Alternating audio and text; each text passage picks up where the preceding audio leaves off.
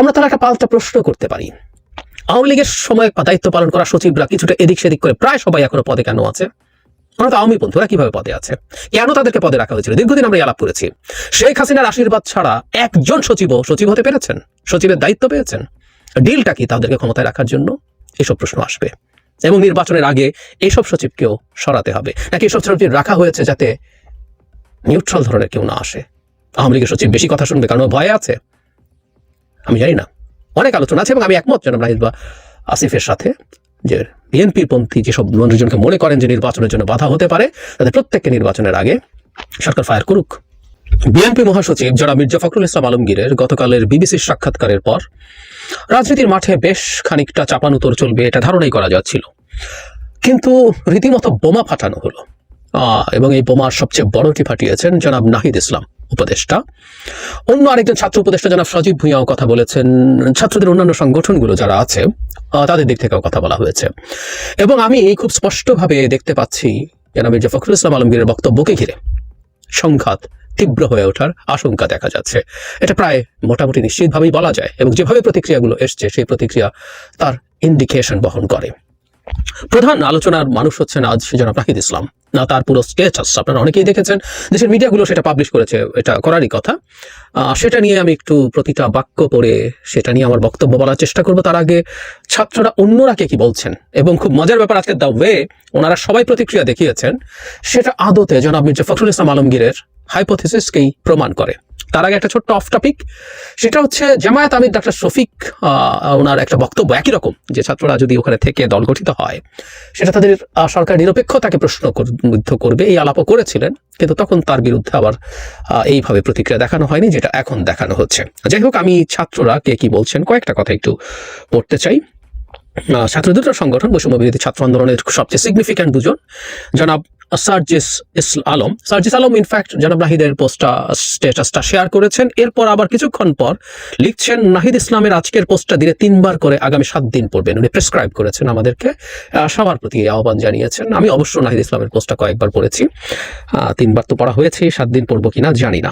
জনাব নাসির উদ্দিন পাটোয়ারি জাতীয় নাগরিক কমিটির আহ্বায়ক, উনি বলছেন গণ অভ্যুত্থানের অঙ্গীকার ছিল ফ্যাসিবাদী ব্যবস্থা, শাসন ব্যবস্থা সম্পূর্ণ বিলোপ, একটি গণতান্ত্রিক অংশগ্রহণমূলক রাজনৈতিক বন্দোবস্ত প্রতিষ্ঠা।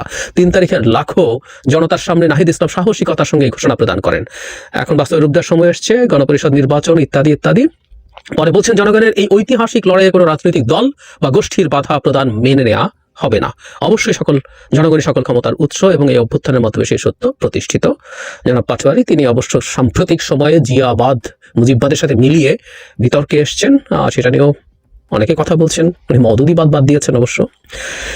জনাব হাসনাত আব্দুল্লাহ কি বলছেন সেটা নিয়ে একটু কথা বলতে চাই। তিনিও জনাব নাহিদ ইসলামের পোস্টটা শেয়ার করেছেন, তারপরে লিখছেন যারা আগে আন্দোলনের ডাক দিয়ে মাঠ থেকে সরে যেত তারাই এখন আঁতাতের রাজনীতি, ভারত নির্ভর কূটনীতির মাধ্যমে আওয়ামী লীগের পুনর্বাসন চাচ্ছে। দীর্ঘ 1.5 যুগেরও বেশি সময় কার সাথে কে ব্যবসা করেছে আর গ্রেফতারের পর কে কার জন্য তদবির করছে এই খবর আমাদের কাছে আছে।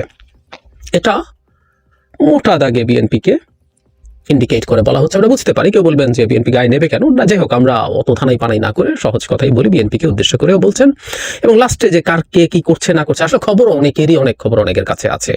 এই ধরনের চ্যালেঞ্জ, এই ধরনের হুমকি, সেগুলো আসলে আমার কাছে মনে হয় ভালো কিছু না। খবর বেরোতে শুরু করলে অনেক দিকের খবর বেরোবে ফর শিওর। এবার আসছে সবচেয়ে গুরুত্বপূর্ণ দুজন, কারণ এই দুজন সরকারের, এবং এর মধ্যে জনাব নাহিদ ইসলাম তার স্টেটাসটাই সবাই শেয়ার করছেন এবং এটা অত্যন্ত ডিটেইলড একটা বক্তব্য, সেই বক্তব্য নিয়ে কথা বলবো। তার আগে আরেকজন উপদেষ্টা আসিফ মাহমুদ, উনি বলছেন সরকারে থেকে রাজনৈতিক দলের সাথে কোনো প্রকার সংশ্লিষ্টতার বিরুদ্ধে আমরাও, উপদেষ্টারা কেউ রাজনীতি করলে সরকার থেকে বের হয়েই করবে। একই সাথে রাজনৈতিক দলেরও সরকারের কাজে হস্তক্ষেপ করা অনুচিত, বিভিন্ন সরকারি সাংবিধানিক গুরুত্বপূর্ণ পদে নিয়োগে তদবির চাপ প্রয়োগ করা অনুচিত, জনাব আসিফ মাহমুদ বলছেন। এবং একই ইঙ্গিত জনাব নাহিদের বক্তব্যতেও আছে। ইনফ্যাক্ট এগুলো নিয়ে কথা বলতে থাকলে তদবিরের প্রশ্নে, নিয়োগের প্রশ্নে এন্তার কথা বেরোবে। যাই হোক, তারা সেটাকে ইন্ডিকেট করছেন এবং আমি জনাব নাহিদের বক্তব্যের পর এই ব্যাপারে খুব ডিটেইলড কথা বলতে চাই। এবার নাহিদের বক্তব্য এবং জনাব নাহিদ সম্পর্কে একটা ইন্ট্রো দিয়ে দেওয়া ভালো। আমি বহুবারই তার কথা বলেছি আমার ভিডিওতে, সরাসরি কথা বলতে পছন্দ করি। তার প্রতি কেউ বলতে পারে আমার বায়াস আছে, কিন্তু আমি আসলে এই মুভমেন্টের পোস্টার বয় মনে করি তাকে। আমাদের মেইন ফেস, আমাদের 24 সালের প্রধান ফেস জনাব নাহিদ, এবং ভবিষ্যতে তার পলিটিক্যাল ভবিষ্যৎ কি আছে আমি জানি না, তার উজ্জ্বল রাজনৈতিক ভবিষ্যৎ আমি কামনা করি, কিন্তু নাও যদি হয় এই 24-এর এই ইতিহাস মিথ্যে হয়ে যাবে না। এবং উপদেষ্টা হওয়ার পরও উনি রিলেটিভলি তার বয়সের তুলনায় খুবই ম্যাচিউরিটির পরিচয় দিয়েছিলেন। ইট ওয়াজ এক্সেলেন্ট, আমি ব্যক্তিগতভাবে খুবই পছন্দ করি। কিন্তু আজ মানে গতকাল উনি যে স্ট্যাটাস দিয়েছেন আমার কাছে ভীষণ ইম্যাচিওর মনে হয়েছে, এবং উনি একটা ডিজাস্টার করেছেন, আমি এভাবেই বলতে পারি। এবং উনি এইসব স্ট্যাটাস দেওয়ার মাধ্যমে এবং বাকিরা সবাই যেভাবে প্রতিক্রিয়া দেখিয়েছেন, যে বলছি জনাব মির্জা ফখরুল ইসলাম আলমগীর হাইপোথেসিসকে প্রমাণ করছেন। তারও আগে একটা কথা, বিএনপি মহাসচিবের এই ধরনের একটা বক্তব্য আমি তো মনে করি কিভাবে প্রতিক্রিয়া দেখানো হবে সেটা পুরো সরকার এবং ক্যাবিনেট বসে সিদ্ধান্ত নেওয়া দরকার ছিল। ডক্টর ইউনুস সুইজারল্যান্ডে আছেন, তিনি ওয়ার্ল্ড ইকোনমিক ফোরামে গেছেন, এখনো দেশে ফেরেননি। তার আগেই তারা দুজন উপদেষ্টা এইভাবে স্ট্যাটাস কেন দিয়ে দিলেন, আমরা এই প্রশ্ন করতে পারি। ওনারা সরকারে আছেন, এটা তাদের বুঝতে হবে। প্রায় একটা কথা বলি, বয়স কম তাই ভুল করতে পারেন, রাষ্ট্রের সরকারের চেয়ারে বসে এই কথাগুলো বলা যায় না, উপদেষ্টা চেয়ারে বসে এই কথাগুলো বলা যায় না, কোনোভাবেই যায় না। তারা নেমেছেন, দেশের ক্ষমতার জায়গায় আছেন, ভবিষ্যতে আর অনেক কিছু হতে পারে, সুতরাং এগুলো মানা যাবে না। আমি তো মনে করি ফুল ক্যাবিনেট বসে সিদ্ধান্ত নিয়ে 2-3 দিন 4 দিন পর এটার আনুষ্ঠানিক প্রতিক্রিয়া তারা জানাতে পারতেন, এমনকি সেটা যদি তারাও জানাতেন, কিন্তু সবচেয়ে ভালো হতো এটা সরকারের জানালে। কিন্তু আমি যদি এখন পাল্টা প্রশ্ন করি, ডক্টর ইউনুস যদি কনভিন্সড হন নির্বাচনের আগে রাজনৈতিক দলে এই 3 ছাত্র প্রতিষ্ঠা যাক বা না যাক তাদের পদত্যাগ করতে হবে, তারা কি সেটা রেজিস্ট করবেন? তারা কি সেটা কঠোরভাবে ঠেকানোর চেষ্টা করতে রাস্তায় নামবেন? আমি জানি না। এই সিদ্ধান্ত তো ক্যাবিনেট কম্বাইন্ডলি নিতে পারে, ডক্টর ইউনুস ব্যক্তিগতভাবেও নিতে পারেন। যাই হোক, এটা second most disastrous status by any student adviser. প্রথমটা নিশ্চয়ই মাহফুজ আলমের ভারতের ভূমি দখল করে তিনি যে বৃহত্তর বাংলার কথা বলেছিলেন, সেটা এটা সেকেন্ড ওয়ান। আমি পড়ছি, প্রতিটা বাক্যই পড়তে চাই, প্রায় বলি যে এটা একটা রেকর্ড থাকুক, ভবিষ্যতে কখনো কেউ দেখতে চাইলে যাতে সামনে সহজে রেডিমেড পান। আমি পড়ছি, বিএনপি মহাসচিবের নিরপেক্ষ সরকারের দাবি মূলত আরেকটা 1-11 সরকার গঠনের ইঙ্গিত বহন করে। 1-11 এর বন্দোবস্ত থেকে আওয়ামী ফ্যাসিবাদের উত্থান হয়েছিল। বিএনপি মহাসচিবের বক্তব্যের সামনে আরেকটা 1-11 সরকার, সংসদীয় সংখ্যাগরিষ্ঠতা ও নতজানু পররাষ্ট্রনীতির ধারাবাহিকতা এবং গুম খুন ও জুলাই হত্যাকাণ্ডের বিচার না হওয়ার আলামত রয়েছে। অনেকগুলো অভিযোগ, আসবো সেই জায়গায়। 1-11 মানে আরেকটা 1-11 ঘটাতে চায় বিএনপি। আসছি, ছাত্র গণঅভ্যুত্থানের নেতৃত্বকে মাইনাস করার পরিকল্পনা 5 আগস্ট থেকেই শুরু হয়েছে। 5 আগস্ট যখন ছাত্র জনতা রাজপথে লড়াই করছে, পুলিশের গুলি অব্যাহত রয়েছে, তখন আমাদের আপোষকামী অনেক জাতীয় নেতৃবৃন্দ ক্যান্টনমেন্টে জনগণকে বাদ দিয়ে নতুন সরকার করার পরিকল্পনায় ব্যস্ত ছিলেন। অনেকে ছাত্রদের কথাও বলেছেন সেখানে। আমরা 3 আগস্ট থেকে বলে এসেছি আমরা কোনো প্রকার সেনা শাসন বা জরুরি অবস্থা মেনে নেব না। ওই সময়গুলো নাহিদ সত্যিকার অর্থে জাতির আলোকবর্তিকা হয়ে দাঁড়িয়েছিলেন। আমাদের বারবার ক্যান্টনমেন্টে যেতে বলা হলো, আমরা যেতে অস্বীকার করি। শেষ পর্যন্ত বঙ্গভবনে আলোচনা ও বার্গেনিং এর মাধ্যমে ডক্টর ইউনূসকে প্রধান করে অন্তর্বর্তীকালীন সরকারের সিদ্ধান্ত হয়। আমরা চেয়েছিলাম ফ্যাসিবাদ বিরোধী রাজনৈতিক দলগুলো নাগরিক সমাজের সমন্বয়ে একটা জাতীয় সরকার হলে ছাত্রদের হয়তো সরকারে আসার প্রয়োজন হতো না, জাতীয় সরকার অনেক দিন স্থায়ী হবে। এই বিবেচনায় বিএনপি জাতীয় সরকারে রাজি হয় নাই। আমি ব্যক্তিগতভাবে মনে করি বিএনপি জাতীয় সরকারে গেলে ভালো হতো, কিন্তু বিএনপির জায়গা থেকে তারা হয়তো ভেবেছেন, সেটা জনাব নাহিদ বলছেন, হতে পারে যে সেই ক্ষেত্রে সরকার দীর্ঘায়িত হতো, এবং বিএনপি যেহেতু এককভাবে ক্ষমতায় আসতে পারে এবং তার নেতৃত্বে একটা জাতীয় সরকার করতে চায়, বিএনপি জাতীয় সরকারে গিয়ে ডিলেট করতে চায় নাই। এটা তাদের জায়গা থেকে হয়তো মনে হয়েছে। জনাব নাহিদ যেটা বলছেন এটা সঠিক হতেই পারে। আবারও বলছি, বিএনপি জাতীয় সরকারে গেলে আমি মনে করি সেটা ভালো হতো। এখন হয় নাই, তাই বলে এখন নির্বাচন চাওয়া যাবে না, এটা হলো প্রবলেমের জায়গা, তারা মনে করছেন সরকারের থেকে। কিন্তু অভ্যুত্থানের পরই দেশে জাতীয় সরকারের প্রয়োজনীয়তা ছিল বেশি। আচ্ছা, এটা গেল ছিল, অথচ বিএনপি জাতীয় সরকারের কথা বলতেছে সামনের নির্বাচনের পরে। ছাত্ররা এই সরকারের এবং বিদ্যমান বাস্তবতার একমাত্র ফ্যাক্টর, যেটা 1-11 থেকে এর সরকার থেকে বর্তমান সরকারকে সম্পূর্ণভাবে আলাদা করে। বিএনপি কয়েকদিন আগে -2 এর আলোচনা করলে এখন ক্ষমতায় যাওয়ার পথ সুগম করার জন্য নিরপেক্ষ সরকারের নামে আরেকটি 1-11 সরকারের প্রস্তাবনা করছে। মানে মূল আর্গুমেন্ট হচ্ছে বিএনপি 1-11, এবং তিনি মনে করছেন ছাত্ররা থাকাতেই এই সরকারটা 1-11 সরকারের মতো হয়নি, আদারওয়াইজ এটা 1-11 মতো সরকার হয়ে যেত। আমি আসবো। এ ধরনের পরিকল্পনা গণতন্ত্র ও জাতীয় স্বার্থের বিরুদ্ধে যাবে, এবং ছাত্র জনতা কোনোভাবেই এটা মেনে নিবে না, এবং আমি মনে করি এটা বিএনপির বিরুদ্ধেও ষড়যন্ত্র। বিএনপির ভালো বিএনপি বোঝে না, জনাব নাহিদ বুঝতে পারছেন। আর এই সরকার জাতীয় সরকার না হলেও সরকার আন্দোলনের সব পক্ষের অংশীদারিত্ব রয়েছে এবং সব পক্ষে নানান সুবিধা ভোগ করছে। সরকার গঠনের আগেই 6 আগস্ট অ্যাটর্নি জেনারেল এবং পুলিশের আগের আইজি নিয়োগ হয়েছিল, যারা মূলত বিএনপির লোক। এরকম ভাবে সরকারের উপর থেকে নিচ পর্যন্ত নানান স্তরে বিএনপি পন্থী লোকজন রয়েছে। নির্বাচনের নিরপেক্ষতার কথা বললে এই বাস্তবতাও মাথায় রাখতে হবে।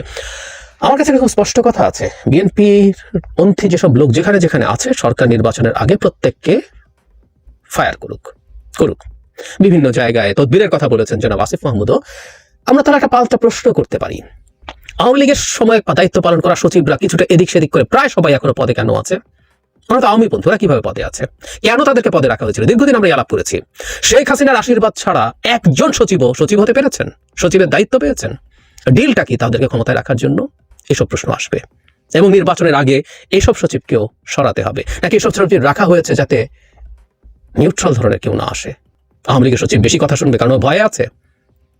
আমি জানি না, অনেক আলোচনা আছে এবং আমি একমত জনাব নাহিদ বা আসিফের সাথে যে বিএনপি পন্থী যেসব মানুষজনকে মনে করেন যে নির্বাচনের জন্য বাধা হতে পারে তাদের প্রত্যেককে নির্বাচনের আগে সরকার ফায়ার করুক। রাষ্ট্রপতি নির্বাচন, সংস্কার, নতুন সংবিধান, জুলাই ঘোষণা সব ইস্যু বিএনপি বিরুদ্ধে অবস্থান নিয়ে এগুলো কোনোটাই ছাত্রদের দলীয় কোনো দাবি ছিল না, কিন্তু দেশের স্থিতিশীলতা, বৃহত্তর স্বার্থ এবং জাতীয় ঐক্য ধরে রাখার জন্য ছাত্ররা বারবার তাদের অবস্থান থেকে সরে এসছে। আমরা কোনটা কার দাবি? ছাত্রদের দাবি, জাতির দাবি? স্টাফ টু সাই। ছাত্ররা যখন শেখ হাসিনার পতন চেয়েছিলেন সেটা জাতীয় দাবি ছিল, সেজন্যই ওটা সাকসেসফুল হয়েছে। নানা রকম মানুষ নানা উদ্দেশ্যে নানান কারণে শেখ হাসিনার পতন চেয়েছিল, কিন্তু এখনকার তাদের সবগুলো দাবি জনগণের দাবি কিভাবে প্রমাণ হয় আমি জানি না। তারপর বলছেন কিন্তু এর মানে এই না যে গণতন্ত্র বিরোধী, অভ্যুত্থানের আকাঙ্ক্ষা বিরোধী কোনো পরিকল্পনা হলে সেখানে আমরা বিন্দু পরিমাণ ছাড় দেব। এবার ওনারা কঠোর হচ্ছেন। আওয়ামী লীগের বিষয়ে ভারতের প্রধান দলগুলোর মধ্যে ঐক্য সম্ভব হয়েছে, অথচ বাংলাদেশে আওয়ামী লীগ বিষয়ে আমরা ঐক্য ধরতে পারি নাই। এত হত্যা ও অপরাধের পরও হায় এই জাতীয় ঐক্য লইয়ে আমরা কি রাষ্ট্র বানাবো? বাংলাদেশকে দুর্বল করা সহজ, কারণ বাংলাদেশকে সহজেই বিভাজিত করা যায়। আমি আশা করি এই বিভাজনের ব্যাপারটা ছাত্র উপদেষ্টারা বা ছাত্রদের যারা দল করছেন, রাজনীতি করছেন, তাদেরও মনে রাখতে হবে। এদেশের বড় বড় লোকেরা অল্প মূল্যে বিক্রি হওয়ার জন্য প্রস্তুত থাকে। বিক্রি হওয়ার আলাপ আসবে বাংলাদেশে, বিক্রি হচ্ছে, অনেকেই হচ্ছে। আমরা খোঁজ খবর কিছুটা হলেও জানি। আমি মনে করি না সমগ্র বিএনপি এই অবস্থান গ্রহণ করে। লাস্টে কিন্তু একটা খুব ইন্টারেস্টিং কথা উনি বলছেন, এবং বিএনপির মধ্যে এক ধরনের কনফ্লিক্ট তৈরি হতে পারে বা তৈরি করার চেষ্টা হিসাবে দেখতে পারি। মানে বিএনপি সবাই এই অবস্থা গ্রহণ করছেন না, এবং বরং বিএনপির কর্মী সমর্থকদের বড় অংশ এই অভ্যুত্থানের আকাঙ্ক্ষার বাস্তবায়ন চায়। বিএনপির দেশপ্রেমিক ও ত্যাগী নেতৃত্বকে আহ্বান করব, ছাত্র জনতার অভ্যুত্থানের বিরুদ্ধে না গিয়ে ছাত্র জনতার সাথে বৃহত্তর ঐক্য ও সংহতির পথ বেছে নিন। লাস্ট প্যারাগ্রাফে মনে হয় যে একটু যেন মির্জা ফখরুল ইসলাম আলমগীরের যে বক্তব্য নিয়ে তিনি কথা বলছেন সেটা জাস্ট তার নিজস্ব বক্তব্য, এটা বিএনপি এন্ডোর্স করে না।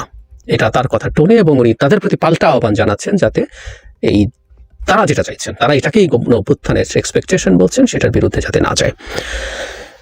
ওই যে বললাম, এটা হচ্ছে ডিজাস্টার। স্ট্যাটাসটা উনি না দিলে সবচেয়ে ভালো হতো, সময় নিয়ে দিলে। তাৎক্ষণিক প্রতিক্রিয়া ভালো হয় না, এটা তাদের মতো কম বয়সে তো আরো ভুল হওয়ার সম্ভাবনা থাকে। যতই শান্ত থাকুক, যতই তার চারিত্রিক গভীরতা থাকুক, দিনের শেষে তিনি একজন বেশ কম বয়স্ক তরুণ, ইন হিজ 20s, mid-20s বা late 20s, খুবই কম বয়স। উনি প্রতিক্রিয়া দেখিয়ে ফেলেছেন। আমি এক্সপেক্ট করি তিনি রিয়ালাইজ করবেন। আসলে এবার সেই জায়গাটা 1-11 সরকার, মানে আসলে বিএনপি 1-11 সরকার কেন চাইবে?